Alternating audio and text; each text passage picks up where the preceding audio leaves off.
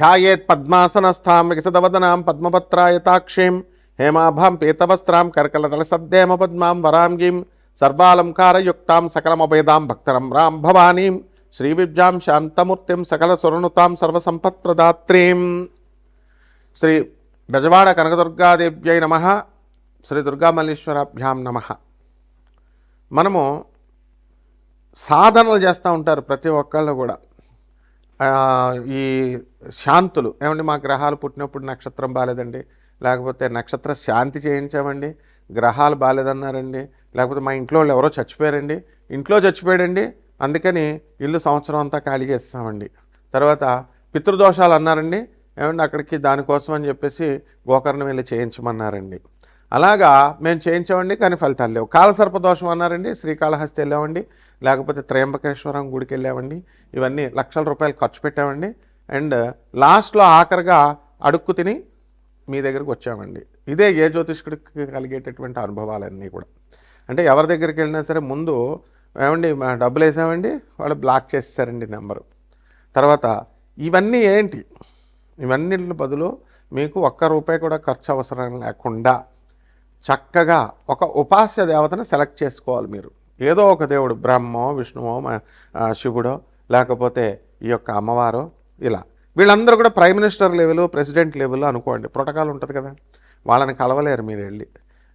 కింద వాళ్ళంతా సెక్యూరిటీలు, చీఫ్ సెక్రటరీలు, వీళ్ళు వాళ్ళు అంత పెద్ద తతంగా ఉంటుంది ప్రోటోకాల్. కాబట్టి చిన్న దేవతలను సెలెక్ట్ చేసుకుంటున్నారు ఈ మధ్యకాలంలో. ఎవరు ఆ దేవతలు అంటే క్షేమతరమైనటువంటి దేవతలు. ఇప్పుడు మనకి మానవ జన్మ కంటే కూడా పై లెవెల్ ఉన్నటువంటి ఎనర్జీస్, మానవ జన్మ మనం ఎనర్జీయే, దానికంటే హైయర్ ఎనర్జీ ఎవరు? యక్ష, గంధర్వ, కిన్నెర, కింపురుష, అప్సరస, ఆ తర్వాత దేవతలు, తర్వాత వాళ్ళకంటే పెద్ద బ్రహ్మ విష్ణు మహేశ్వరులు, ఆది పరాశక్తి. ఇలా ఏవైతే మన పురాణాల్లో వర్ణించబడ్డాయో, వేదాల్లో, శాస్త్రాల్లో, ఇతిహాసాల్లో, మరి ఇవన్నీ కూడా. అంతేగాని వాటిని చేయాలి కానీ కరాంగుళి మాలలు వేదాల్లో ఇతిహాసాల్లో ఉన్నాయని ఒక అమ్మాయి పబ్లిసిటీ చేస్తుంది. వేదాల్లో ఇతిహాసాల్లో కరాంగుళి మాలలు ఉంటాయి అసలు. కాబట్టి ఇదిగో మీరు కోటీశ్వరుడు అయిపోవాలా, ముందు మీరు ఈ మాల వేసేసుకోండి అని పబ్లిసిటీ ఇస్తుంది. ముందు ఆమె కోటీశ్వరురాలు అయిందో లేదో మీరు అడగాలి. ఆ బుద్ధి మీకు ఉండాలి. ఫస్ట్ చెప్పాడంటే ఈ మాల వేసేసుకోండి, ఉంగరం పెట్టేసుకోండి, అలాగే ఈ యొక్క జాతిరత్నం పెట్టేసుకోండి అంటే ఫస్ట్ నువ్వేంట్రా, నువ్వు అయ్యావా లేదా ఫస్ట్ మాకు చెప్పు అని అడగాలి. సో వీటితో అన్నిటితో కూడా సంబంధం లేకుండా యక్షిణీ దేవత ఆరాధన అనేటటువంటిది ఒక్క రూపాయితో కూడా ఖర్చు లేకుండా చేసుకునేటటువంటి సాధన.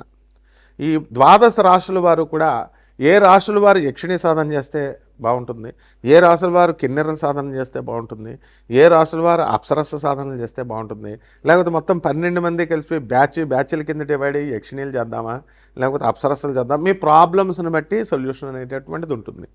ఇందులో మేము మంత్రాలు చెప్తుంటే ఒక ఆయన ఫోన్ చేసి ఏమండి గురువుగారు మీరు చెప్తున్నట్టుగా మంత్రంతో సహా మీ ఫోటో తీశానండి, నాకు కొంతమంది శిష్యులకు ఉన్నారండి, పోలీస్ ఆఫీసర్లకు కూడా నేను ఆ మంత్రాలు పంచుతున్నానండి, ఎవరు చెప్పండి నేను పంచమని, మీకు రక్తచందనం ఇస్తానండి, ఏదో పంపిస్తానండి, మీ అడ్రస్ పెట్టండి, పోస్ట్ చేసేస్తాను, కొరియర్స్ చేసేస్తాను అన్నాడు. ఇలాంటి వాళ్ళని నేను 100 మందిని చూస్తాను. ఇంకొకడు నేను పీఠం పెట్టానండి గురుగారు మీరు రావాలండి, అక్కడ నా శిష్యులకి నేను ఇచ్చేస్తున్నానండి, మంత్రోపదేశాలు నేను చేసేస్తున్నానండి, ఇవన్నీ ఏమీ సిద్ధించవు.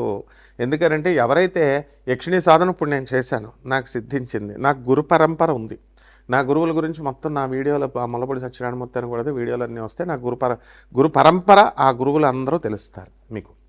ఆ గురు పరంపరలో గురుముఖతానే నేర్చుకోవాలి ఇవి. అయితే మరి ఎంకరేజ్ చేయాలి కదా, గురుముఖత నేర్చుకోండి అంటే ఆదిశంకరుల ఫోటో పెట్టుకోండి, కృష్ణుడి ఫోటో పెట్టుకోండి, జగద్గురువు చేసుకోండి అన్నాం. మరి చేసుకోండి అంటే ఇలాంటి వాళ్ళు వస్తారు, వీళ్ళు అనమాట మెయిన్ చీడ పురుగులు అంటే వీళ్ళే. ఎంతవరకు ఆ కొరియర్ వచ్చింది లేదు, రక్తచందనం లేదు, మొత్తం 63 క్షేత్రాల నదుల నీళ్ళండి అన్నాడు. ఒక క్షేత్రం నీళ్ళు కూడా ఉండవు. సో ముందు ఇవన్నీ భ్రమల నుంచి బయటపడేసేది యక్షిణి. ఎందుకంటే యక్షిణి దేవత భ్రమలకే భ్రమ, మాయలకే మాయ, కామరూపి ఆమె. ఆ తర్వాత పనికి మాలిన వాళ్ళు అందరూ వచ్చి యక్షిణీలను బ్యాడ్ పబ్లిసిటీలు చేసేసి యక్షిణీలు పీకుతుంటాయి, చంపేస్తాయి, తర్వాత సంభోగం చేస్తాయి మీతో వచ్చి, ఇలాగా భార్యని భక్షిస్తాయి, ఇలా ఎవడు ఇష్టం వచ్చినట్టు వాడు చెప్తున్నారు. ప్రతి దానికి కూడా సృష్టిలో ఒక క్రమబద్ధీకరణ అనేటటువంటిది ఉంటుంది, ఒక ఆర్గనైజ్డ్గా కమిట్మెంట్ అనేటటువంటిది ఉంటుంది. ఏంటంటే ఇప్పుడు ఆ యక్షిని తినాలనుకోండి, మీరు పిలిస్తేనే వచ్చి తినాలా, మిమ్మల్ని ఊరి మీద పడిపోయి తినవా? బలులు కావాలనుకోండి అమ్మవార్లకి, బలులు మీరు ఇస్తేనే, నువ్వు ఒక కోడిపెట్టను కొని, కోడిపుంజును కొని నువ్వు ఇస్తే ఆ అమ్మవారు తింటదా? లేకపోతే ఆమె పీక్కొని తినలేదా? ఆమె వచ్చేసి ఊరి మీద పడి కోళ్ళని మేకలు కాదు మనుషులను పీక్కుని తినేస్తుంది. కాబట్టి ఇదంతా కూడా నాన్ సెన్స్ అనమాట. ఏ యక్షిణికి, ఏ అమ్మవార్లకి, వీళ్ళకి ఎవరికి కూడా ఏ బలులు ఇవ్వాల్సినటువంటి అవసరం లేదు. ఏ మాంసాలు, ఏ మటన్లు, చికెన్లు, మందు బాటిళ్ళు, ఇంకో పనికి మాలిన బ్యాచ్ మందు బాటిల్ పెట్టమనే బ్యాచ్ ఒక బ్యాచ్ ఉంది. వీళ్ళంతా కేవలం భ్రమింపజేస్తున్నారు. Hire energies. మీరు ఒక యక్షిణిని ఆవాహనం చేస్తున్నారు, రోజు పూజ చేస్తున్నారు. రోజు పూజ చేస్తున్నప్పుడు ఆ యక్షిణి ఏం చేస్తుంది? మీరు అడిగిని నేను చేసి పెడతానంటుంది. It's like business. ఇప్పుడు మీరు ప్రపంచంలో ప్రతిదీ బిజినెస్సే. భార్య భర్తకి వంటలు చేసి పెడుతుంది, భర్త డబ్బులు తెచ్చి పెడుతున్నాడు, దానికి నిమిత్తం జీవితాంతం పోషించడానికి కట్నం తీసుకుంటున్నాడు, బిజినెస్.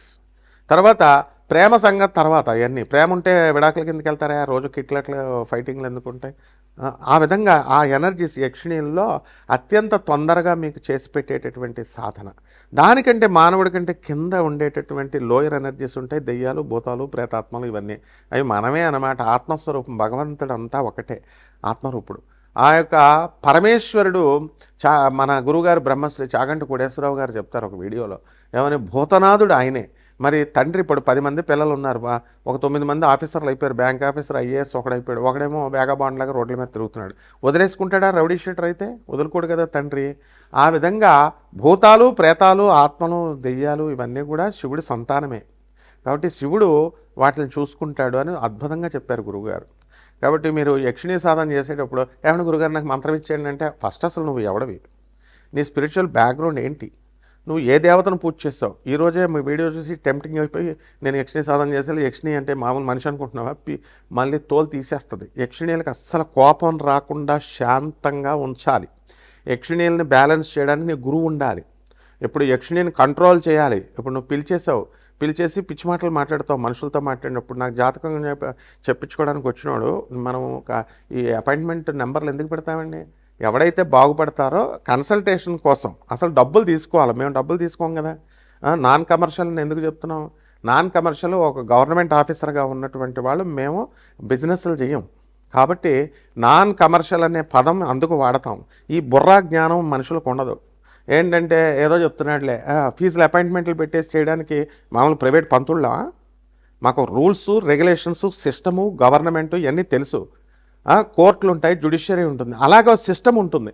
ఏదైనా ప్రాబ్లం వస్తే దాన్ని కోర్టులో ఎలాగ వేయాలా, క్యాట్లో వేయాలా, ఇవన్నీ ట్రిబ్యునల్ కోర్టులో వేయాలా, లేదా హైకోర్టుకి వెళ్ళాలా, ఏ పోలీస్ ఆఫీసర్ని ఎలా డీల్ చేయాలి, ఇవన్నీ ఉంటాయి. ఇవేం లేకుండా ఊరికనే ఫోన్ కొట్టేసి అపాయింట్మెంట్, ఏమన్నా గురుగారు యక్షిణి సాధన చేసేస్తారండి నాకు సలహాలు ఇవ్వడానికి ఆడెవడో పనికిమాలని నా కొడుకు పెడుతున్నాడు. యక్షిణి దుర్గా యక్షిణి కాదండి, ఏ పురాణంలో చెప్పబడింది? గొట్టంగాడికి నీకు చెప్పడానికా నేను? నువ్వు ఏ పురాణంలో ఉందానికి చెప్పడానికి? దుర్గాదేవి కాళరాత్రి రూపంలో, యక్షిణి రూపంలో ఉంటుంది. యక్షస్వరూపాయ జటాధరాయ అంటే మన శివుడు కూడా నాగేంద్రహారాయ త్రిలోచనాయలో చదువుకో. యక్షస్వరూపాయ జటాధరాయ, యక్షుడు రూపంలో ఉంటుంది. ఆ తర్వాత రెండవది ఏమిటంటే కుబేరుడు యక్షుడు, యక్షులకు రాజు. కుబేరుడు వచ్చి పీకు తింటాడా? ఎక్కడన్నా చరిత్రలో ఉందా? కుబేరుడు బుద్ధి జ్ఞానం లేనటువంటి యూట్యూబ్లో చెప్పే దొంగ పండితులు కుబేరుడు యక్షుడా కాదా, యక్షరాజా కాదా యక్షులందరికీ? ఆయన ఎప్పుడన్నా ఎవరినన్నా పురాణంలో ఎక్కడన్నా తినేశాడా? చెప్పండి. రావణాసురుడు పులస్త్య బ్రహ్మ మానవుడు, రాక్షసులు తినేస్తారు. రావణాసురుడు ఎవరన్నా పిక్కుని తిన్నట్టు బకాసురుడిలాగా ఎవరైనా మనిషిని అన్నది ఉందా? అంటే రాక్షసుల్లో కూడా కేటగిరీస్ ఉంటాయి. ఇదంతా ఉపాసన నేర్చుకోవాలి, దీని గురు పరంపర అవసరం. అంతేగాని మేమిస్తే మంత్రాలు మీరు అమ్ముకొని బిజినెస్లు చేసుకోవడానికో, లేకపోతే మీరు ఉపదేశాలు చేయడానికి తీసుకున్న గొట్టంగాడివి, ఇచ్చే గొట్టంగాడివి, ఇద్దరిని రెండు పీక్కు తినిపార దొబ్బుతాయి అన్నమాట. సాధనలు చేసేటప్పుడు ఎప్పుడూ కూడా గురుముఖత అందుకు అవసరం అంటారు. గురువు అనేటటువంటి వాడు, ఇప్పుడు మాకు బెజవాడ కనకదుర్గమ్మ తల్లి మేము పిలిస్తే వస్తుంది. ఎస్, అవును, నేను దత్తాత్రేయుడి చెల్లెల్ని, నేను దత్తాత్రేయుని అక్కడని ఒక ఆవిడ, లేకపోతే మాకు నిజంగానే పూనకాలు వచ్చేస్తున్నాయి, లేకపోతే అమ్మవారు నాతో మాట్లాడేస్తుంది, చాటింగ్ చేసేస్తున్నాం, ఇలా పనికిమల్ని అనుకున్నారా ఏంటి? ఉపాసన మంత్రతంత్ర శాస్త్రాలు అం ఆం ఇం ఈం క్షం అక్షరమాల అక్షరమాలం కృతే ఐం బదపద వాగ్వాదిన్యై స్వాహ మాం గృహాణ ఐం బదపద వాగ్వాదిన్యై స్వాహ. కర్కాటక రాశి, ఈ కర్కాటక రాశికి అధిపతి అయినటువంటి చంద్రుడు అద్భుతమైనటువంటిది మంత్రతంత్ర శాస్త్రాలకి. మరి ఇటువంటి కర్కాటక రాశి వాళ్ళకి అందరికీ కూడా అష్టమంలో రాహు ఉన్నాడు బ్రహ్మాండంగా. ధనస్థానంలోకి మనకి ఈ యొక్క కేతుగ్రహం ఉన్నాడు. కాబట్టి ఈ యొక్క శని కూడా చక్కగా మనకి ఈ యొక్క మీనరాశిలో ఉండడం బ్రహ్మాండమైనటువంటి కాంబినేషన్ అనమాట. కాబట్టి ఈ యొక్క కర్కాటక రాశి వాళ్ళకి అందరికీ కూడా మెంటల్ టెన్షన్ అధికంగా ఉంటుంది. ఆరోగ్యాలు కూడా పైల్స్ లాంటి వాటి వల్ల రక్తస్రావం అనేటటువంటిది జరుగుతుంది. ఆడవాళ్ళకందరికీ కూడా అధికంగా మెన్స్ట్రువల్ సైకిల్ ఇవన్నీ కూడా పీరియడ్స్ అన్నీ కూడా టైంకి అవ్వకుండా కొంచెం ఇర్రెగ్యులర్గా అవడము ఇలాంటివన్నీ కూడా జరుగుతున్నాయి. కాబట్టి ఈ రాశి వారు ఏం చేయాలంటే మనం చక్కగా ఈ కర్కాటక రాశి వాళ్ళకి ధన సంపాదన విషయంలో వచ్చేసరికి మీకేం అడ్లేదు. భార్యాభర్తల మధ్య కొట్లాటలు కొన్ని జరుగుతున్నాయి. ఆ తర్వాత మనము ఏదైనా సరే సాధించాలి అని అనుకున్నప్పుడు పనులన్నీ కూడా వాయిదాలుగా వేసుకోవడము, లేకపోతే రేపు చేద్దాం ఎల్లుండి చేద్దాం అని బద్ధకంగా ఉండడము ఇలాంటివన్నీ చేస్తున్నారు. అలాగే ఒకటోసారికే వెంటనే రిజల్ట్ రాకపోతే డిస్కరేజ్ అయిపోయి వదిలేయాల్సినటువంటి అవసరం లేదు. 1కి 2 సార్లు మీరు ప్రయత్నాలు చేసుకోండి. అలాగే వివాహాల దగ్గరికి వచ్చేసరికి కర్కాటక రాశి వాళ్ళకి ఫిబ్రవరి 1, 2026 సంవత్సరం దాటిన తర్వాత ఈ వివాహాలు అనేటటువంటివి మీకు కలగడానికి అవకాశాలు ఉన్నాయి. కాబట్టి ఈ యొక్క శుక్ర మూఢమే నడుస్తుంది కాబట్టి అప్పటి వరకు మనం సైలెంట్గా పెళ్లి చూపులకు కూడా వెళ్ళకూడదు అనమాట. అయితే ఈ శత్రుపీడ ఉన్నటువంటి వాళ్ళు ఈ యక్షిణి సాధన చేయడం ద్వారా, వటయక్షిణి సాధన లేదా అమ్మవారు నాట్య యక్షిణి అని ఉంటుంది, చక్కగా యక్షగానం అని అంటాము. ఇందులో సంగీతాన్ని బేస్ చేసుకొని అలాగే నటరాజస్వామి యొక్క కాంబినేషన్తో నాట్య యక్షిణిని కనుక మనం చేసుకున్నప్పుడు బ్రహ్మాండంగా ఉంటుంది. అవన్నీ మంత్రాలన్నీ కూడా సంపుటీకరణం చేసుకోవాలా. కాబట్టి మీరు ఓం యక్షిణ్యాయ నమః అని సింపుల్గా మీరు చేసుకుంటే సరిపోతుంది. ఇక పరిహారాల దగ్గరికి వచ్చేసరికి రాహు జపం చేసుకోండి, రాహు స్తోత్రాలు చదవండి, రాహు కిలోంపావు మినుములను ఆవుపేట రంగు ఉన్నటువంటి వస్త్రాల నుంచి పేద బ్రాహ్మణులకి మీరు చక్కగా దానం చేసుకోండి. అలాగే శనివారం నాడు కానీ మీకు శనీశ్వరునికి డైరెక్ట్గా చేయడం కానీ, ఆంజనేయ స్వామికి, వెంకటేశ్వర స్వామికి ఈ పూజలు మామూలుగా చేస్తారు. అయితే నటరాజస్వామితో కంబైన్డ్గా సంపుటీకరణ చేసుకున్నటువంటి యక్షిణి మహామంత్రాన్ని మీరు చక్కగా ఈ యొక్క మర్రి చెట్టు విత్తనాలని, మర్రి చెట్టు ఈ ఓళ్ళని, మర్రి చెట్టు ఆకుల్ని మీరు అక్కడ పెట్టి నివేదన అనేది పటిక బెల్లం పెడితే సరిపోతుంది. ఈ రకంగా చేసుకుంటే మీరు బ్రహ్మాండంగా ఈ 2026 సంవత్సరం అంతా కూడా ముందుకు వెళ్ళిపోగలుగుతారు. శుభమస్తు.